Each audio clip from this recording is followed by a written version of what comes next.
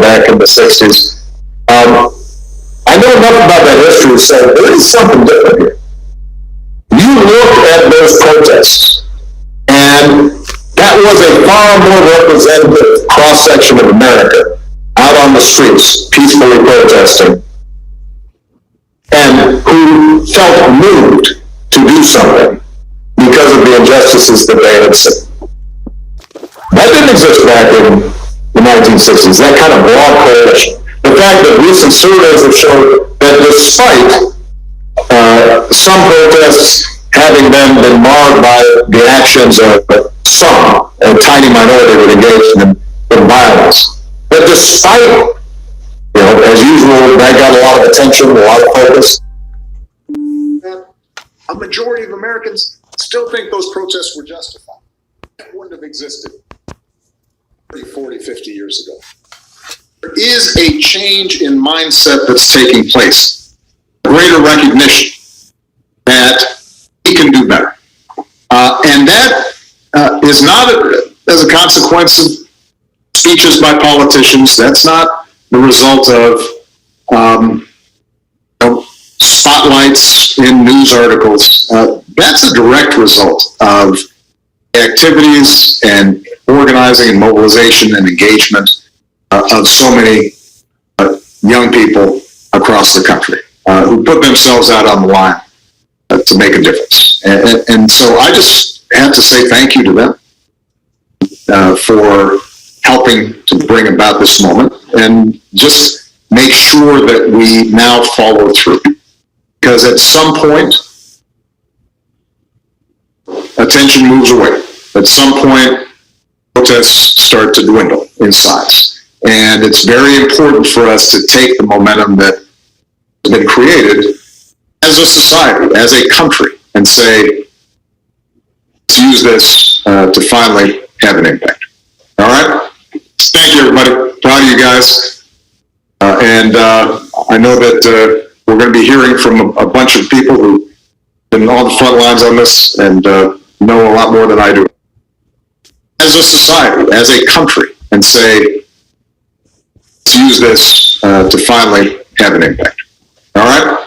Thank you, everybody. Proud of you guys. And I know that we're going to be hearing from a bunch of people who've been on the front lines on this and know a lot more than I do about it. Thank you, Mr. President. For everyone that's watching, the President decided he wanted to stay and be a part of the conversation that's going to be led by Brittany Packnett-Cunningham with the Attorney General and other leaders. Before we go into that section, I want to reiterate the pledge that the President mentioned for mayors. So if you are a mayor, you can go to Obama.org and you can take this pledge. And I also want to announce that several mayors have said, sign me up first, and they have already taken the pledge. Mayor de Blasio of New York, Mayor Lightfoot of Chicago, Mayor Frey of Minneapolis, Mayor Bowser of D.C., Mayor Breed of San Francisco, and Mayor Keisha Lance Bottoms of Atlanta, all my Brothers Keeper communities as well. So if you go to that page, you can take the pledge, and we will be posting all the cities and all the mayors that take the pledge. And then in 90 days, we are going to publicly report out who has taken the pledge and the work that's happening to create real lasting change in communities. So it is now my pleasure to introduce a friend, an activist, an educator, a writer, an NBC and MSNBC News contributor, a lifelong activist and member of the Ferguson Uprising, co-founder of Campaign Zero, a policy platform to end police violence, and co-host of Pod Save the People. Previously, she was an appointed member of the Ferguson Commission and President Obama's Task Force on 21st Century Policing. Today, Campaign Zero, of which Brittany is a co-founder, launched a campaign #8Can'tWait, an advocacy campaign to push mayors across America to adopt 8 use-of-force policies that together can reduce police violence by upwards of 70%. Just to moderate this conversation with President Obama and our other incredible leaders, please welcome Brittany Packnett-Cunningham. Thank you so much, Michael, and thank you, President Obama, for gathering this conversation in this moment of intense grief, but hopefully intense purpose. We are here together to talk. to have a family conversation, and you may be watching this and have come here because you are experiencing that grief and you need some community in which to do that, and you're hoping that we can hold you up to the light. You may be here because, like me, you are girded in the strength of your ancestry, and you know you come from people just like I do who did far more with far less and are sure that we can win in this moment and everyone after it. However you have come here, why you have come here, we're glad that you're here, because we're here to get honest, to get clear, most importantly, to get to work, so that even the heartening moments of seeing people raise their voices, or even in the moments where a police officer might take a knee, that momentary action might turn into true systemic and lasting change. We have so many brilliant voices that have been gathered, and as we listen to these guests, we'll all be able to better understand how we got to this moment and how we seize our own power to get through it. Before we get started, like Michael, I want to make sure to lift up the names of the people who brought us here, because it wasn't just the former president, though we're deeply grateful. It was George Floyd, a father in Minneapolis. It was Breonna Taylor, a life-saving EMT on the front lines in Louisville. It was Sean Reed, a friend and a brother in Indianapolis. It was Tony McDade, a Black trans man who loved life in Tallahassee, Florida. And though it wasn't from an officer's bullet, we are having this conversation, of course, in the shadow of Ahmaud Arbery, a son from Georgia, and Nina Pop and Ayanna Dior, two Black trans women who were killed by systemic hatred that comes against intersectionally marginalized people in this country every single day. Frankly, there are too many names to list because, as the president has already said, we have been at this, unfortunately, for a long time. So that means that there is indeed work to do, and now we're going to get to do it. So, Attorney General Holder, I actually want to start with you. I was raised always to be an activist, so frankly, if you ask my mom, this is the only life I've ever known. But I came into the work specifically of fighting against the surge of police violence as it relates especially to systemic racism in 2014 when Mike Brown was killed in Ferguson, Missouri, just a few minutes from my own home.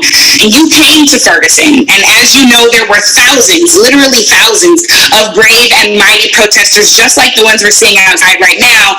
Those protest organizers were on the ground, leading for change and making the entire world pay attention. I want to know what you learned from those grassroots activists. What have you carried from those conversations in Ferguson with you through to the work that you did then and that you're doing now? Yeah, well, it's good to see you again, and thank you, President Obama, for convening us here today. You know, I remember back in 2014, I remember meeting with the president. We were on vacation and talking about whether or not I should go to Ferguson. It was a risky thing. Didn't know exactly how people would react to my presence, but we made the determination that I would go. And I think the thing that struck me the most was, there were a few things that really got me. I mean, there were young people who were there and who were unbelievably impressive, who were in a lot of ways directing the actions that you saw on the streets. You saw a community that was in anguish, and there was a commonality with regard to the things that they were concerned about.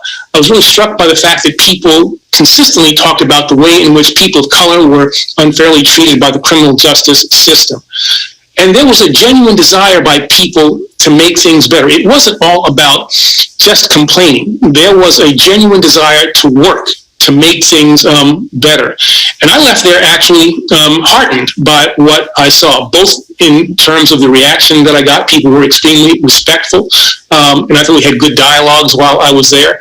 But I also left with the notion that if we invested some time, if we invested some federal resources, that we would be in a position, using the great leaders that we met there, those young people who we met there, to make life in Ferguson better, and then use that as an example of what was possible in the rest of the country.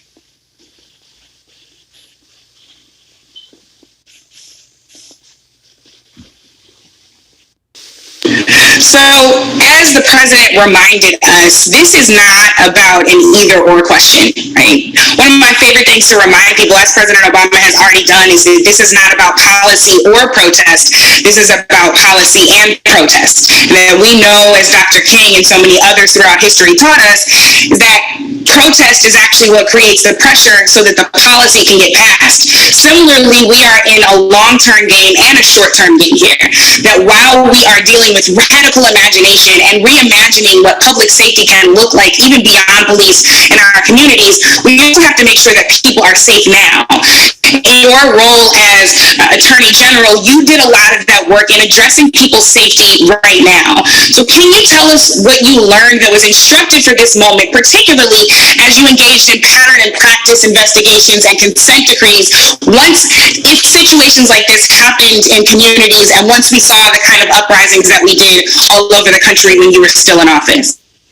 Well, I think one of the key things that people have to understand is that there's not a tension between justice and having fair treatment and public safety.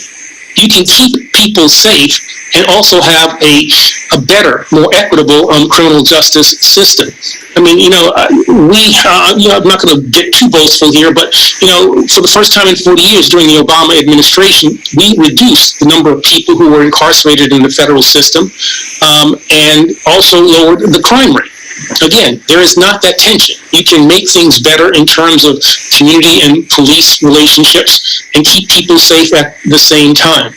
And so what we tried to do was come up with ways in which we could look at what we thought were the problems in the criminal justice system and with regard to how policing was done, address those, involve the community in those efforts, engage law enforcement in those efforts, bring them together in forums so that they can get to know each other, understand how difficult it is to be a police officer, understand how communities of color have had to deal with unfair law enforcement practices over the years. Bring people together. And it was through that, through those kinds of meetings that we were able to formulate the policies that ultimately led to the 21st century proposals. And then the other things that we did, bringing pattern and practice investigations, using the power that we had under the civil rights statutes that we were able to enforce.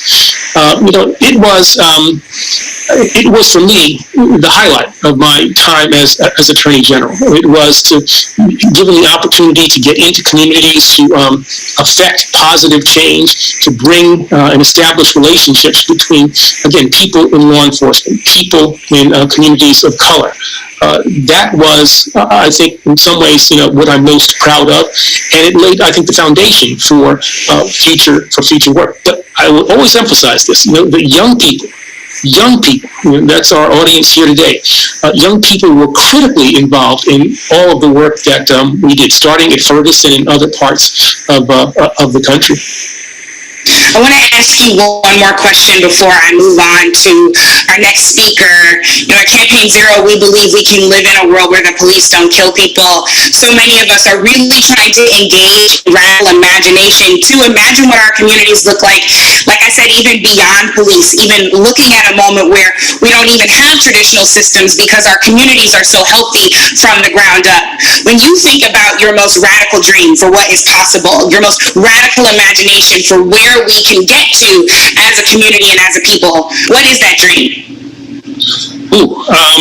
That's an interesting one. I guess my dream is that we would get to a place where people are judged on their individual deeds, the individual characteristics, and that we don't stereotype people. And that, is not only with regard to how we do things in the criminal justice system. I think we make a mistake if we think that the criminal justice system exists separate and apart from the greater society. The issues that we face in the criminal justice system, inappropriate uses of force, implicit bias, whole range of things, those grow out of the same kinds of problems that we see in the larger society. And so we've got to deal with problems, they're more systemically, more society-wide, if we want to actually deal and be effective in bringing about needed change with regard to the criminal justice system. So, I would hope that we get to a place where, discrimination is no longer a factor in the lives of people of color. That fair treatment would be something that would be expected. That stereotypes, born in slavery, and the notion that in order to enslave a people, you had to think that they were in some ways different, some ways inferior. And those attitudes may not be as explicit as they once were, but still are part, I think, of the American psyche implicitly. In radical change, I'd like to erase those feelings and base policy on on real world experiences, on the reality of the people of this nation, as opposed to the perceptions of them, the stereotypes of them.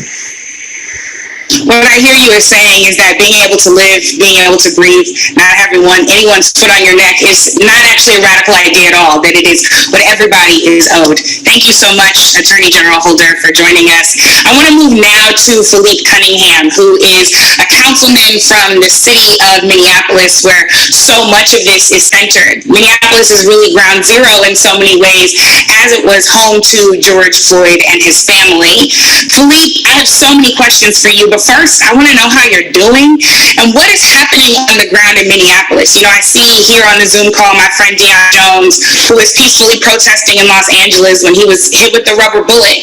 And we've seen so many images of that kind of unnecessary confrontation, and a lot of them, unfortunately, are coming from Minneapolis. So how is home? How is the home team doing? And what do we outside of Minneapolis need to understand about what's going on the ground? Yes, well, thank you so much for having me. Thank you for that question. I too just want to start off with naming that I'm here today because of the strength of my ancestors and elders who came before me fighting the fight to make my existence and work as an elected official possible. So on the ground in Minneapolis, folks are mobilizing on a scale we've never seen before, and a very diverse coalition of folks is